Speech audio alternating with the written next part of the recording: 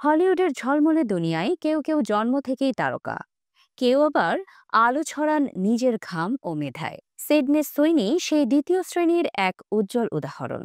মাত্র ২৮ বছর বয়সেই তিনি হয়ে উঠেছেন এক প্রজন্মের প্রতীক, আত্মবিশ্বাস, সাহস আর সংবেদনশীলতার আধার। ওয়াশিংটনের স্পোকেন নামের ছোট্ট শহরে তার জন্ম। ১১ বছর বয়সেই তিনি লিখে ফেলেছিলেন নিজের ভবিষ্যৎ, কোন অডিশনে যাবেন, কাকে মুগ্ধ করবেন আর কতদিনে তিনি পৌঁছাবেন হলিউডে। সে শিশুর পরিকল্পনাই আজ বাস্তব। হিরোস ও ক্রিমিনাল মাইন্ডসের মতো সিরিজে ছোট্ট চরিত্রে শুরু, কিন্তু আসল ব্রেক আসে নেটফ্লিক্সের এভরিথিং সাকসে। তার জীবনের মোড় ঘুরিয়ে দেয় এইচবিওর ইউফোরিয়া। ক্যাসি হাওয়ার্ড চরিত্রে তিনি দেখিয়েছেন কিশোর বয়সের বিভ্রান্তি, প্রেম, ভাঙাচোরা মন আর শরীর মন সমাজের সংঘাত। তার চোখের কষ্ট, হাসির ফাঁকে লুকোনো আতঙ্ক সবই দর্শকের হৃদয়ে দাগ কেটেছে। সমালোচকেরা বলেন সিডনি একসঙ্গে ভঙ্গুর ও শক্তিশালী, এটাই তার সবচেয়ে বড় জাদু। দ্য হোয়াইট লোটাসে সিডনি অভিনয় করেন অলিভিয়ার চরিত্রে, এক ধনী পরিবারের তীক্ষ্ণ কিন্তু ভেতরে একাকী তরুণী। এই সিরিজে তাকে এনে দেয় অ্যামি অ্যাওয়ার্ডের মনোনয়ন।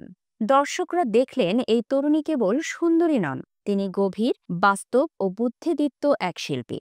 ২০২৩ সালে মুক্তি পায় romantic comedy anyone but you. Glen পাভেলের সঙ্গে তার কেমিস্ট্রি ছড়িয়ে পড়ে সোশ্যাল মিডিয়ায়। সমালোচকরা বলেন সিডনি পুরনো প্রেমের গল্পে এনেছেন নতুন প্রাণ।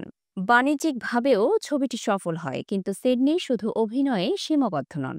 নিজের প্রযোজনা প্রতিষ্ঠান 50-50 ফিল্মস গড়ে তুলেছেন, যেখানে তিনি নারী পরিচালক ও নতুন গল্পকারদের সুযোগ দিচ্ছেন।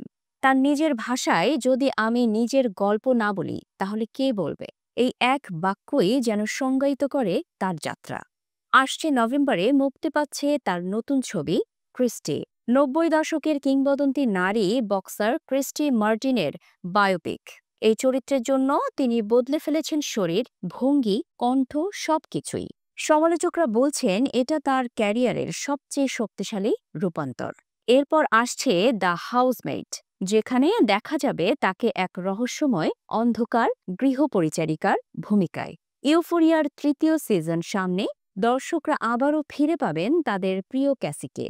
কিন্তু সিডনি এখন শুধু অভিনেত্রী নন, তিনি এক প্রতীক।